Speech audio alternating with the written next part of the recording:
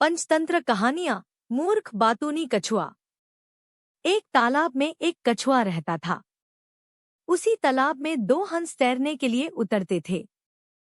हंस बहुत हंसमुख और मिलनसार थे। कछुए और उनमें दोस्ती हते देर न लगी।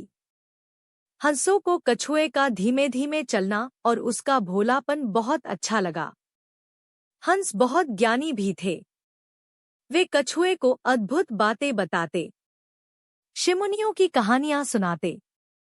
हंस तो दूर दूर तक घूमकर आते थे, इसलिए दूसरी जगहों की अनोखी बातें कछुए को बताते। कछुआ मंत्रमुग्ध होकर उनकी बातें सुनता। बाकी तो सब ठीक था, पर कछुए को बीच में टोकाटाकी करने की बहुत आदत थी। अपने सज्जन स्वभाव के कारण हंस उसकी इस आदत का बुरा नहीं मानते थे। उन तीनों की घनिष्ठता बढ़ती गई। दिन गुजरते गए। एक बार बड़े जोर का सूखा पड़ा। बरसात के मौसम में भी एक बूंद पानी नहीं बरसा। उस तालाब का पानी सूखने लगा। प्राणी मरने लगे। मछलियां तो तड़प तड़पकर मर गईं। तालाब का पानी और तेजी से सूखने लगा। एक समय ऐसा भी आया कि तालाब में खाली कीचड़ रह गया। कछुआ बड़े संकट में पड़ गया। जीवन मरण का प्रश्न खड़ा हो गया। वहीं पड़ा रहता तो कछुए का अंत निश्चित था। हंस अपने मित्र पर आए संकट को दूर करने का उपाय सोचने लगे।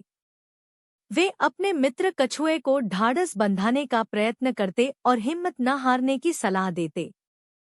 हंस केवल झूठा दिलासा नहीं दे रहे थे, वे दूर दूर तक उड़कर समस्या का हल ढूंढते। एक दिन लौटकर हंसों ने कहा, मित्र, यहाँ से 50 कोस दूर एक झील है।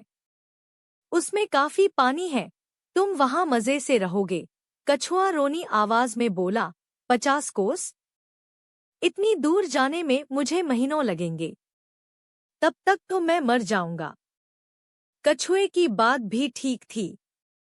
हंसों ने अक्ल लड़ाई और एक तरीका सोच निकाला।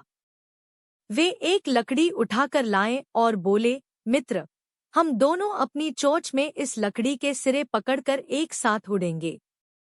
तुम इस लकड़ी को बीच में से मुंह से थामे रहना। इस प्रकार हम उस झील तक तुम्हें पहुंचा देंगे। उसके बाद तुम्हें कोई चिंता नहीं रहेगी।